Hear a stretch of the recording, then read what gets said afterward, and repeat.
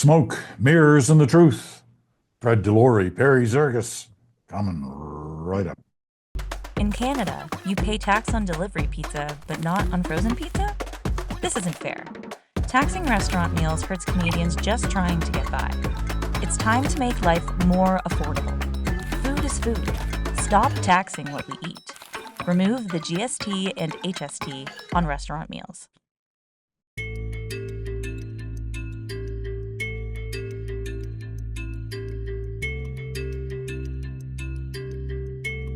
And hello there, Peter Mansbridge here. Your Tuesday Smoke, Mirrors, and the Truth.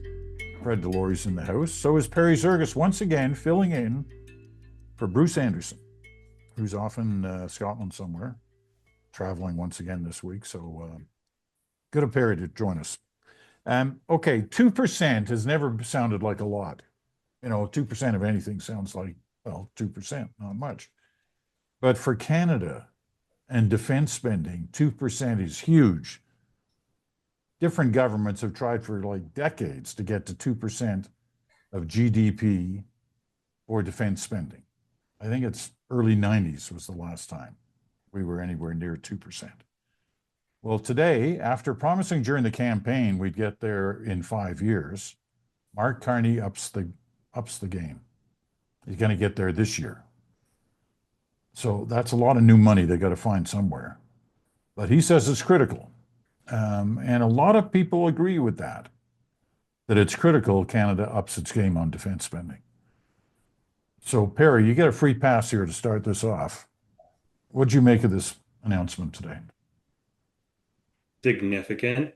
Your point about the finding the money, maybe I'll start there and say, I actually think the finding the money is the easy part, Peter. I think the hard part is going to be spending it wisely. So this is my my gift to Fred and the opposition. I think that's really going to be what the challenge is. The challenge with the Prime Minister does not seem to be setting bold targets and on dates, on dollars. I told you last week when we spoke, my characterization of the Prime Minister is he's a man obsessed with outcomes and results. And so here he's gone and said something and committed to something that I have not ever heard a Prime Minister in my lifetime do and talk in quite these terms. I think in my lifetime we've coasted as a country on the post-war peace dividend. The world's a different and scary place now. And I think Mr. Carney did a very good job today articulating why. He talked about the threats we're facing, and he talked about the need to modernize the military. And I think he's doing all of this with the backdrop of public opinion winds blowing, gusting in his direction. If you'll permit me, I'll tell you about some of those public opinion winds. And I'll break some polling here because we are fresh out of the field. Bruce Anderson and my colleague Tanya are fresh out of the field from a weekend of asking 2,500 Canadians what they think. And a whopping 87% say they strongly support or support in general the PM's desire in his mandate letter to all of cabinet to spend more on the armed forces, to modernize the armed forces. So he's got public opinion, in his sails here, and he definitely threw down the gauntlet today. It was quite significant. Well, support the military. Man, it's hard to argue against that when he lists off the things like we have 4 submarines, only one of them's working. Half of our naval fleet can't go to sea or is crippled when it does. I mean, it's embarrassing. And the same with tanks in the Army. It's tough situation. So what do you make of this, Fred? No, I think it was a great announcement, and that it was incredibly ambitious, aggressive, bold, whatever word you want to attach to it. The cost is going to be astronomical. We're not even close to the 2% yet. And that's 2% a year. That's not just, we just don't spend that. He said we're going to reach the 2% by next March. That is a big goal. And as Perry pointed out, We got to find things to buy. We got to find things to spend that money on. Liberals are easy to coming up with money. They're always good at that. They can find it anywhere for some reason. But finding the right, good products to buy for our country, and they will be scrutinized for years to come over what decisions they make over the next 9 months. What are they buying? What are they spending this money on? This is where the Liberals tend to get caught up and into trouble at times when they don't spend wisely. So they need to be very, very careful with this very, very ambitious agenda. But that's it's 2% a year. You have to keep buying stuff. You have to keep going and spending 2% of your GDP, 2% of your economy. You have to spend every year. And that's at the current NATO numbers. We're hearing that there's, Trump at one point said it should be pushed up to 5%. And many of our European and NATO allies are pushing it up as much as they can. We have a lot of European countries are well past 2% at the 3.5-4% range. So we may be in a situation soon where it's 5% of our GDP. And I absolutely think it should be. We need to spend to defend our country. Geopolitics, what is happening in Russia and what we're seeing there, we need to take those threats seriously. And we haven't been for a very, very long time. And that's both sides of the aisle. That's not just a Liberal government that hasn't been doing this. We need to get aggressive at this stuff and do it. So I think this is a very good announcement. But again, it's going to come down to what are they buying? How are they buying it? How are they procuring it? And I can tell you the procurement system in Canada, like any country, is very, very challenging. So it's going to be interesting how they fix this and make it more nimble so they can make those purchases better, but at the same time ensuring there's no corruption or money being lost here while they're doing it. I find this issue about not where the money's coming from, but where's the money going to, fascinating, because if there's anything the Ukraine war has taught us, and to a degree the situation in the Middle East, is the face of war has changed. It's not the conventional way we've looked at it. Yeah, I mean, you look at what the Ukrainians just did with drones, what the Israelis did with beepers, and the like in their war against Hamas and Hezbollah. Things are changing dramatically, and yet when the Prime Minister's list of stuff is the kind of conventional list, right? I mean, it's airplanes, it's artillery, it's tanks, it's naval vessels. So it'll be interesting to see, as you said, as both of them. Can I push back? Can I push back on that observation, Peter? Sure. So two things that stood out to me today were actually that this was more than tanks and more than planes. Part of what I heard today was the PM say something quite novel that I have not heard our political leadership in this country talk about before. Again, at least not in my lifetime, or not so forcefully and so articulately. And he tied quantum computing and he tied investments in AI to our sovereignty and to defense. And that is not how I have heard Canadian politicians of any stripe talk about those things before. And that was really notable to me. So he's not just talking about buying hardware. He's talking about inventing the software, building it here, having the code, be a sovereign strategic asset. The second thing that came up more than a few times in his announcement today, and you can see it in the background, or that the Prime Minister's office put out, was the idea of spending on people. We can have all the tanks in the world if money were no objects. We could have all the frigates and submarines in the world. If we don't have the people to use these machines or to be behind the screen of a cutting edge drone, it's meaningless. And I think that's something that we're seeing on the battlefields of Ukraine. Is what they've done over there is actually amazing. Is they found an ability to be nimble and cutting edge with the tech, sure, but they're also fielding an incredibly dedicated and well-trained military personnel. And I think that's something that I heard loud and clear today, that this goes beyond hardware, which I thought was novel for a prime minister to talk in that way. Yeah, I'll accept the correction. Absolutely. On there's money definitely going into the new era of military hardware in terms of AI and what have you. I would push back a little on the Ukrainian example. Their stuff is all in high tech and new stuff and drones. Their stuff is not in people. They're running out of people. Seriously running out. Yeah. The Russians can keep throwing the more and more bodies at the war.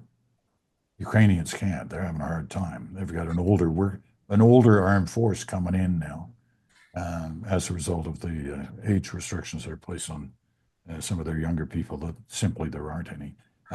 Anyway, Fred, go ahead. You want to make a point on that? Yeah, about the people thing. That is a part of. Again, I support what Prime Minister Carney is doing here and what he wants to do. So I don't want to come across as too critical, but there is a bit of creative accounting here when it comes to people.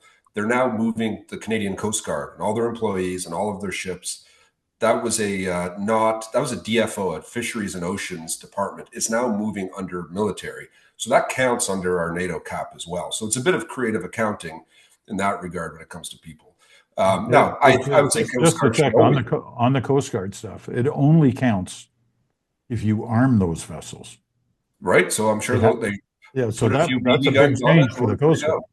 Yeah, and I'm sure I would think they would. Now, Coast Guard does have, it's been established for a long time. There's probably different union rules that they have to work around now because they're non-military, but it's now going to be a military asset. They need to figure that out, how to do it. And I think they should. I think the Coast Guard, we're one of the very few countries in the world that didn't have our Coast Guard as part of the military. So it should be part of it. And, it's about time. But there is a bit of, I think, creative accounting with that too. That is now going to be part of the NATO spend. What did you both make of the discussion that Carney had around the U.S., that it's, 75% of our defense spending has been going into the U.S., for some time now. That's got to change. We got to move those purchases away from the Americans. All part of this new relationship, new way to do things, closer to Europe, part of the big European plans on defense spending. What, anybody got any hesitation or on that? No, look, the U.S. has done this to us. They've made it very clear that they're not a reliable trading partner, and we should be looking for other people to deal with. We are a part of an alliance, and if you're a NATO alliance member, we should be able to deal with them. And of course, there's other countries too, like South Korea, which produces lots of different artillery and different machines that we could be buying. So we definitely should be looking at other markets, just like not just to buy, just like we're looking to sell. So it makes perfect sense. And the U.S. did this to themselves. Yeah, this is more art of the deal genius from the world's best negotiator. I swear this guy President Trump has this reverse Midas touch, right? So he lights the fuse on this conversation amongst NATO allies. Sure, he does this in his first term, right? We all remember he goes to NATO headquarters and he stands there and he with the NATO leaders there, listening to him in person, and he shames them. So he's the one who lights the fuse on all this. But fast forward, and where do things end up? Where are they today? All of these Western democracies saying, yes, we will spend 2% of our GDP. Some of them going beyond that. We'll spend even more. We'll spend 3%. We'll spend 4%. We're just not going to spend it on Lockheed Martin or Boeing or insert American defense and security partner here. It's kind of stunning when you stop and think about what this U.S. president has done to the brand, which at one time, the world just sort of understood. If you want to be at the table for NATO and you want to be at the sort of big kids table, you have to buy your kit from the Americans, and they would dominate some of these military procurements with that logic and with that argument, whether it was implicit or whether it was explicit.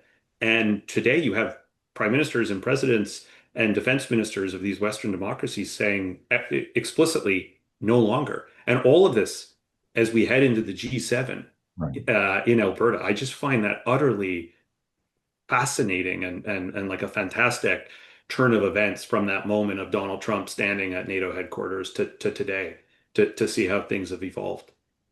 You wonder how he's going to handle that, because he will be sitting at that table with the other G7 leaders, most of whom, if not all of whom, are, plus Zelensky will be there. Yes. Now Modi's going to be there. It's a whole other issue. But when he's sitting at that table, he's going to be looking around the room, and all these people are saying, "Hey, you know what? We have different places to buy our stuff now." What do you make of that, Fred? How does that play out? Who knows how it's going to play out? Every day is a different day with this guy. He's thin-skinned. And I've never seen someone who gets attacked so much still be thin-skinned. You build it up after a while. I was spokesperson for the Conservative Party of Canada for 4 years. And I say when I started, I was very thin-skinned, but by the time I was done, it was very thick, and very little bothers me now. I don't understand how everything bothers this man. He's so insecure in his ways. But we don't know. Like, if he's snubbed in any way, how will he retaliate? Any world leader doesn't look at him a certain way, or glance at him properly, or shake his hand properly. Is he going to have a hissy fit? Probably at some level, and we'll just have to see how it unfolds, and just keep counting down the days until 3.5 years from now. Okay, well, just quickly, Peter, just to go back to where the public is on this, public opinion is on this. Back in March, which I would argue, while the trade war was in high pitch, I think things have evolved and escalated on the defense side of this. But back in March, Abacus data asked Canadians, around 2,000 Canadians, I think was their sample, should we stop buying our defense and military equipment from the US? And 64%, a supermajority, said, yeah, we should stop tomorrow. We should stop entirely. Nanos, I noticed on National Newswatch, it was one of the polls being featured today, asked Canadians about this Golden Dome, the missile shield, and asked Canadians, do you think we should join this Golden Dome missile shield of Donald Trump? And 2/3 said no. We shouldn't have anything to do with that. So the public sometimes on issues can be ahead of the politicians, and sometimes it's evenly matched, and sometimes the politicians are sort of dragging people. I think this is one of those moments where you have our political class completely aligned with the public opinion in terms of how they view American partnerships and the American defense and security relationship of the moment. Okay, you two guys are remarkably in sync. So let's see whether that continues through to our last subject. and that's Pierre Poilievre. So ignoring Fred's advice from last week, which seemed pretty smart at the time, which was stay out of it for a while, hide for a while, let others deal with things. He pops up, shortly after Carney's announcement with a newser on Parliament Hill, but this time flanked by two of his most senior caucus members to deal with this defense issue. How did he handle that? And what was important about the optics of that moment? Fred. All he's doing is reminding us that he lost, that he's not prime minister, that he's not a member of parliament, and that he hasn't figured it out. I don't see the benefit of doing this at all. There is no point of coming out today and talking about Carney's defense announcement. Let these guys do what, come out and make their announcements, and let's spend 6 months to a year digging into what they're doing, and then come out and, have an efficient and an able way to criticize what they're doing. But, there's just no point right now in coming out and making these comments. And they were, the comments were quasi-supportive, I guess, but not fully. I just don't see the benefit of this. And Poilievre, part of his brand is this guy he's a macho guy who knows how it is. He's going to win the election, but he lost. And he can rehabilitate himself and be strong again, but don't be showing us your face right now. Go dark. As I said last week, plan out, figure out what happened last time, plan out what you should be doing, and come back in the fall as an elected member of parliament, which you will do, and then come in strong as the guy that's back and ready to hold these guys to account. Because the number one thing we need to remember, and we started talking about this show at the beginning of the show, the thing that brings liberals down is corruption. That's the thing that always is, it's their Achilles heel. Every party kind of has their weakness and their points that hurts them. The Liberal Party is, for whatever reason, when they're in power for too long, they end up making mistakes. And I think that's what the Conservative Party should be doing right now. Is if I was in the House of Commons, if I was advising these people, I'd be asking pointed questions about their plans, what they plan on doing, how are they going to procure it, but not in a critical way. This isn't the time to be critical. This is the honeymoon period. It's right after an election. Canadians have voted. It's done. But you can set things up properly if you have the right strategy. Ask the questions now, and then have that follow-up 6 months to a year from now about how those things evolved. And that's when you might be uncovering some major mistakes that the Liberals are making. And that's when you pounce. Right now is not the time to pounce. Barry. I wish I could be more combative with my friend Fred, but as usual, he has the sage sound advice here. I'll maybe be surprisingly and somewhat more charitable to Mr. Poilievre in terms of something I found notable today. He has not been a person who has shared the limelight, shared the spotlight for the last couple of years, but certainly not through 2024.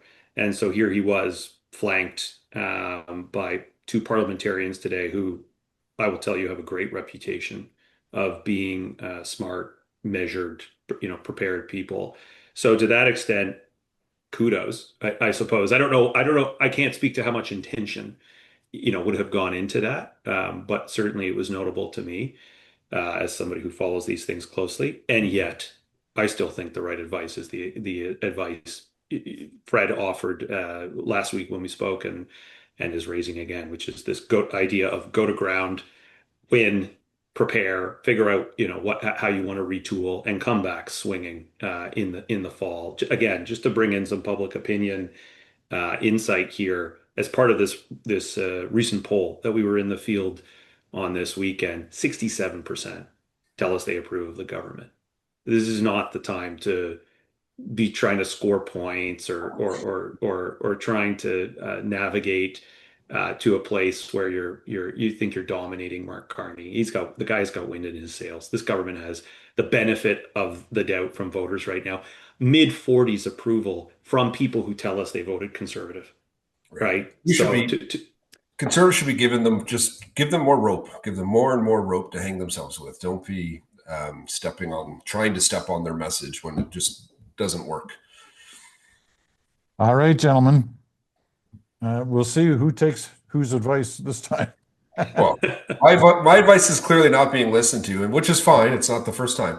But I will say I do believe Pierre Poilievre can be prime minister. I wouldn't have said that a few years ago. Before he became leader, I didn't think it was possible. I didn't think there's a path for him.